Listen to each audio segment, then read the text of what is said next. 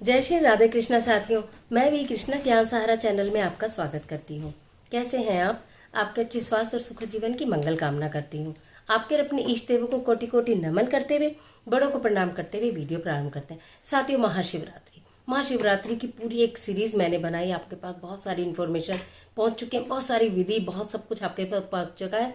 लेकिन आज की वीडियो में मैं आपको समस्त जानकारी देना चाहती हूँ कि महाशिवरात्रि 11 मार्च को है या 12 मार्च को है। पूजा का शुभ मुहूर्त क्या है, पूजन सामग्री क्या होनी चाहिए, पूजन की सरल विधि क्या होनी चाहिए, व्रत किस प्रकार रखना चाहिए, व्रत में क्या खाना चाहिए, और सुहागन स्त्रियां वैवाहिक जीवन की सफलता के लिए क्या एक उपाय करें। समस्त जानकारी लेकर आपके बीच में झटपट वीडियो प्रारंभ करते हैं। इससे पहले चैनल पर नए आए हैं तो चैनल को सब्सक्राइब करना बिल्कुल मत भूलिएगा और बेल आइकन का बटन जरूर दबाइएगा, जिससे आने वाली वीडियोस का नोटिफिकेशन आपको मिले सबसे पहले। साथियों, महाशिवरात्रि यानी कि भगवान शिव और माँ गोरा की विशेष तिथि, जिस पर पूजा अर्चना आराधना करने से हमें शुभ फल की प्राप्ति होती है। बहुत सारे मंत्र भगवान शिव के लिए आप जानते हैं, सोचते हैं, बोलते हैं, प्रतिदिन बोलते हैं, पूजा में बोलते हैं, आरती में बोलते हैं। किसी भी तरह से मनाए पर मना लीजिए। कर्पूर गौरम करुणावतारम संसार सारम भुजगेंद्रहारम सदा वसंतम हृदयान विंदे भवन भवानी सहितम नमामि। ये है मंत्र। इससे आप पूजा करिए। ओम नमः शिवाय से करिए, महामृत्युंजय मंत्र से करिए, जो आपको आता है उससे करिए। सर्वप्रथम बता देती हूँ कि महाशिवरात्रि 11 मार्च को शुभ मुहूर्त में है। जो पूजा का मुहूर्त है प्रातः 9:25 से 12 मार्च को प्रातः 8:25 तक रहेगा। गृहस्थियों के लिए सर्व कार्य सिद्धि योग पूजा का यही है। अब मैं आपको बता देती हूँ कि पूजन सामग्री क्या आपके पास होनी चाहिए। आपको मैंने पहले भी बताया था कि आप एक पात्र में मैंने एक बहुत आपका चमत्कारी अभिषेक करने के लिए जल बनवाया है, वो आप बना लीजिएगा। और उसमें मिलाने के लिए यदि आपके पास सामान ना हो उपलब्ध तो मात्र 1 लोटा जल लेकर जाइएगा। और अगर आपके पास गंगा जल नहीं है तो सिर्फ जल लेना, नहीं तो गंगा जल और जल मिलाकर आप लेकर जा सकते हैं। आपकी थाली में बेलपत्र अवश्य होने चाहिए, कटे फटे ना हो, साफ सुथरे हो। धतूरा अवश्य होना चाहिए, धतूरा एक जरूर चढ़ाइएगा, क्योंकि धतूरा ब्रह्मा जी ने सबसे पहले चढ़ाया था। और मान्यता ये है कि यदि जाने अनजाने आपके मुख से कुछ झूठ निकल जाता है या किसी भलाई के लिए झूठ निकल जाता है तो वो झूठ का दोष खत्म हो जाता है। ये नहीं कि आप जानबूझकर झूठ बोलकर कुछ गलत कार्य कर रहे हैं तो वो दोष भी माफ तो हो जाएगा, वो नहीं, अनजाने में जो होता है वो दोष माफ हो जाता है। भांग भगवान शिव को बहुत प्रिय है। थोड़ी सी भांग की पत्तियां भी रखिएगा। एक जनेऊ भगवान शिव के लिए रखिएगा। चंदन भगवान शिव के लिए रखिएगा। फूल भगवान शिव के लिए रखिएगा। सफेद फूल अर्पित कर सकते हैं, बहुत शुभकारी होते हैं। ये सारा सामान भगवान शिव के लिए, जो भी कुछ मिष्ठान आपने बनाया है अपने घर में या आप लाए हैं व्रत के लिए, वो जरूर लेकर जाइएगा। माँ गोरा के लिए श्रृंगार का सामान और एक चुन्नी ले जाना बिल्कुल मत भूलिएगा। यदि आप कोई उपाय, जो मैंने शाम को विवाह का उपाय बताया, जो प्रदोष काल में करना है, और निश्चित प्रदोष काल इस बार बहुत शुभ योग में आ रहा है। दोपहर 2 बजे के बाद से लेकर शाम तक बहुत शुभ योग है, तो इसलिए प्रदोष काल में उस पूजा को आप कर लीजिएगा। और अगर वो पूजा आप नहीं कर रहे हैं तो गठबंधन आपको सुबह बांधना है, तो गठबंधन बांधने के लिए मोलिया कलावा आप जरूर ले जाइएगा। माँ गोरा के लिए एक लाल चुन्नी, बिंदी, चूड़ी, सिंदूर और मेहंदी, बस ये 5 चीज लेनी है। बिंदी, चूड़ी, सिंदूर, मेहंदी और चुन्नी, ये 5 चीज लेनी है। देखिए, माँ गोरा का भगवान शिव के साथ शिव शक्ति का मिलन है, विवाह का दिन है। आप यदि उनका गठबंधन बांधते हैं और सुहाग का सामान अर्पित करते हैं तो सुहागन स्त्रियां सदैव माँ गोरा से अखंड सौभाग्यवती होने का वरदान पाती हैं। ये अभी पहले ही बता दूं कि जब आप मैंने आपको ये पूजन सारी सामग्री बता दी है। इस पूजन सामग्री को लेकर आप मंदिर में चले जाइएगा। माँ गोरा को भी चढ़ाइएगा, भगवान शिव को भी चढ़ाइएगा, गठबंधन बांधिएगा, श्रृंगार का सारा सामान चढ़ा दीजिएगा और उसके बाद माता के चरणों से सिंदूर वापस ले आइएगा मांग के।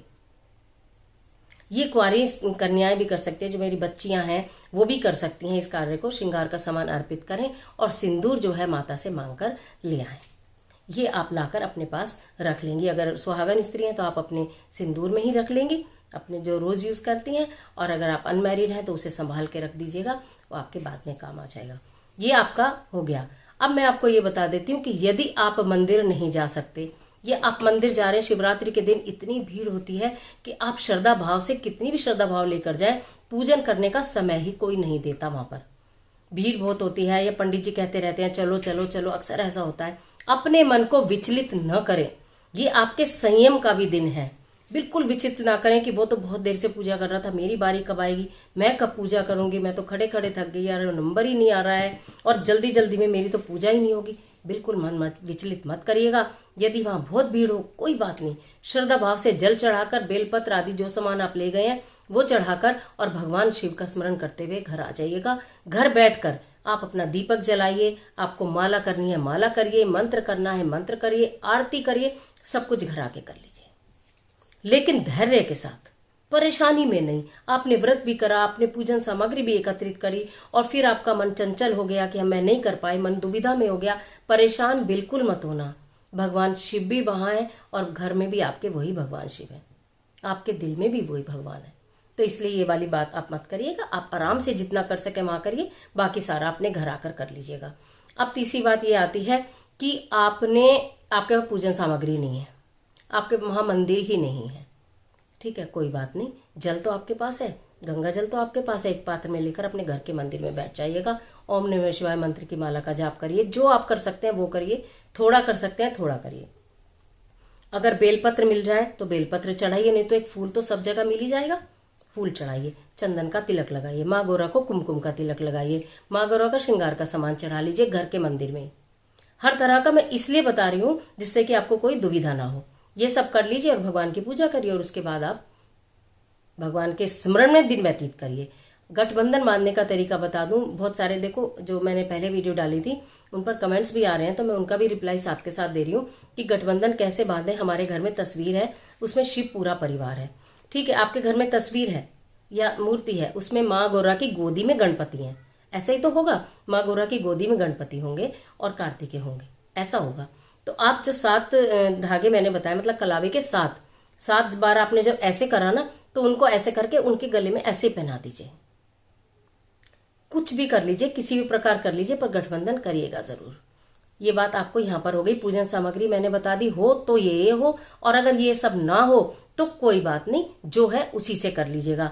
अगर आपके पास श्रृंगार का सारा सामान ना हो तो सिंदूर अवश्य अर्पित करिएगा, अवश्य ही अवश्य सिंदूर अवश्य अर्पित करिएगा, यदि ये 5 चीज भी आपके पास ना हो।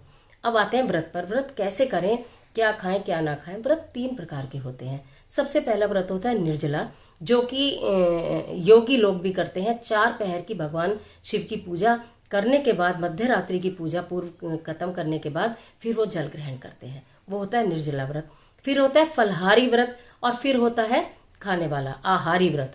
अब हम कहते हैं फलहारी व्रत कैसे रखेंगे। भगवान शिव की पूजा करने से पहले मुंह में कुछ नहीं खाएंगे। अगर आपको कोई दवाई इत्यादि लेनी है, कोई परेशानी है, तो आप चाय पी सकते हैं और उसके बाद आप भगवान की पूजा करने के बाद फलहार में आप मीठा खाएं तो बहुत अच्छा है, बहुत ही अच्छा है। और यदि आप मीठा खाकर नहीं रह सकते तो सेंधा नमक का प्रयोग आप कर सकते हैं। आप आलू या आलू से बनी कोई चीज खा सकते हैं, आप कूटू का आटा और उससे बनी हुई चीजें खा सकते हैं, आप ड्राई फ्रूट्स खा सकते हैं, आप फ्रूट्स खा सकते हैं, और किसी भी चीज़ की, आप खीर मखाने की, या आपके यहाँ आलू का हलवा बनता है, बहुत सारी फलाहार की ऐसी चीज़ें जिसे आप खा सकते हैं, उन्हें खाकर आप अपना व्रत पूर्ण कीजिएगा। संभव हो तो एक टाइम फल और एक टाइम फलाहार करके रह लीजिएगा। अगर कहते हैं रोगी, वृद्ध और बालक, इन तीनों के लिए व्रत जो है वो नहीं होता है। अगर कोई वृद्ध व्यक्ति है या रोगी है या बालक है, उसकी पूजा ऐसे भी स्वीकार हो जाती है। अगर इन तीनों अवस्थाओं में आप हैं तो बिल्कुल मन आप अपना भारी ना करें, आप खाते पीते व्रत रखें। बस हाँ, सात्विक भोजन। सात्विक भोजन क्या होता है ये भी बता दूं, जब आपको प्याज लहसुन आदि चीज़ों का अपने घर के अंदर इस्तेमाल नहीं करना होता है, साधारण भोजन आप ग्रहण करते हैं। फलाहारी भोजन में क्या क्या आपको खाना है ये बता दिया। अब आहारी भोजन, अगर आपको फलाहार नहीं आप कर सकते, आपके पास कुछ भी नहीं है और आप आहार खा के व्रत रख रहे हैं, वैसे शिवरात्रि के व्रत में आप आहार बिल्कुल मत खाइएगा। इतनी सारी फलाहार की चीजें हैं ना, आपको आटा चावल और दाल नहीं, आप ये सोचो एक दिन मुझे आटा चावल और दाल का त्याग करना ही है। फलाहार का सामान खाइएगा, एक समय खा लीजिए। फिर भी अगर आपको लगता है मेरे को भूख लगी है तो एक मुट्ठी ड्राई फ्रूट्स इतनी एनर्जी देते हैं कि आपको 3-4 घंटे भूख नहीं लगेगी। एक मुट्ठी ड्राई फ्रूट्स खा लीजिएगा आप, तो उससे भी आपका दिन रह जाएगा। क्या नहीं खाना है आपको, अपने फलाहार के भोजन में हल्दी नहीं डालनी है। इस बात का आप ध्यान रखें कि इसमें हल्दी नहीं डाली जाती है। जो भोजन बनता है फलाहार का, सेंधा नमक उसमें उपयोग होता है, यदि आप खाली मीठा नहीं खा सकते। सरसों के तेल का इस्तेमाल भी व्रत के भोजन में नहीं किया जाता है। इस बात का आप ध्यान रखिएगा। आपको हल्दी नहीं डालनी भोजन में, सरसों का तेल नहीं डालना है, प्याज लहसुन का तो खैर कोई प्रश्न ही नहीं है। तो इस तरह से आप व्रत रख सकते हैं, खाते पीते भी रख सकते हैं श्रद्धा भाव। मैं बताऊं व्रत का मतलब क्या होता है। जो समय हमारा खाना बनाने में व्यतीत होता है उस समय को भी हम पूजा में लगाएं, ये अर्थ है व्रत का।